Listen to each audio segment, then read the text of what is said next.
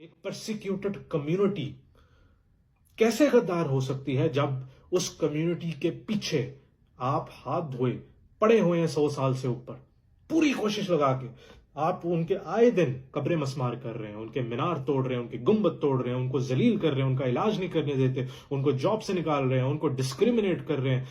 आए दिन यूट्यूब पे बकवास और हर दिन कोई ना कोई फितना निकाल रहे हैं उनके खिलाफ। वो कम्युनिटी गद्दार होगी। कैसर राजा साहब ने कुछ महीने पहले अब्दुल सलाम साहब के खिलाफ एक वीडियो बनाई थी, सीरीज बनाई थी कि किस तरह वो गद्दारे वतन थे और किस तरह उन्होंने रट्टा मार के नोबेल प्राइज हासिल कर लिया किसी की थ्योरी चोरी करके। तो उस पीरियड में ब्रीफली, वैसे तो सेल्फ प्रोक्लेम्ड वो इस्लामिक स्कॉलर है, लेकिन उस ब्रीफ पीरियड में दिहाड़ी पर वो दिन के क्वालिफाइड क्वांटम फिजिसिस्ट भी बन चुके थे। तो बहरहाल यहाँ पर इस वीडियो का मकसद ये नहीं है कि अब्दुल सलाम साहब की क्या अकॉम्प्लिशमेंट्स हैं। यहाँ पर इस वीडियो का मकसद कैसर राजा जैसे लोग हैं कि कहाँ से आते हैं, इनका क्या पैटर्न होता है, और मैं साबित करूंगा कि कॉमन फैक्टर इन जैसे लोगों में क्या है। कैसर राजा साहब की आप पुरानी वीडियोस उठा के देख लें, उसमें जॉब रिक्रूटमेंट वीडियोस की एडवाइस दे रहे हैं और सारा कुछ, ये वो 50-100 व्यूज, 50-100 व्यूज, 100 से ऊपर वीडियोस हैं उनकी। लेकिन फिर ये पाकिस्तान आता है बंदा, ऐसा ये इंस्ट्रक्टर था यहाँ पे, सिक्योरिटी इंडस्ट्री अथॉरिटी का ट्रेनिंग इंस्ट्रक्टर था यहाँ पे, मैकडोनल्ड्स में फर्श साफ किया करता था, ऑनेस्ट मैन्स जॉब।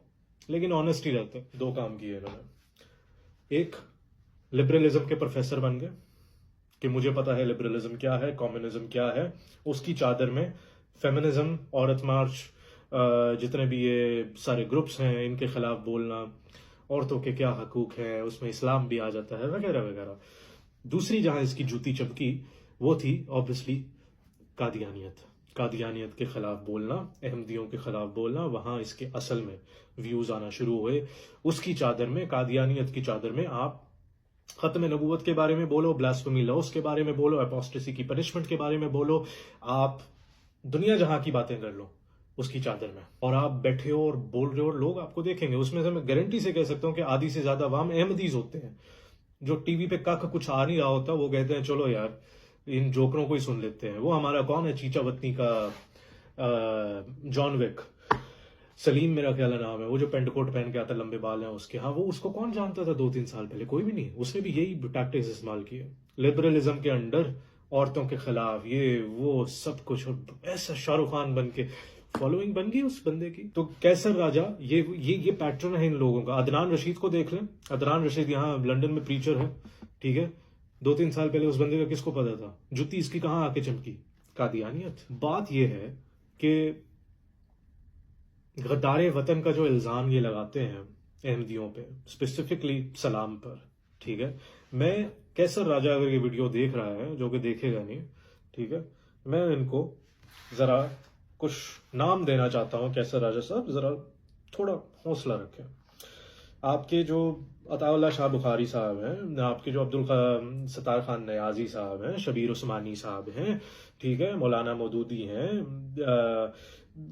मुफ्ती महमूद हैं, मौलाना फजलुर रहमान हो गए, खादिम रिजवी हो गए, साद रिजवी हो गए, इनसे तो आपका बड़ा पाला पड़ा हुआ है। इनके आप स्टूडेंट विंग के मेंटर हैं, टीएलपी के हैं।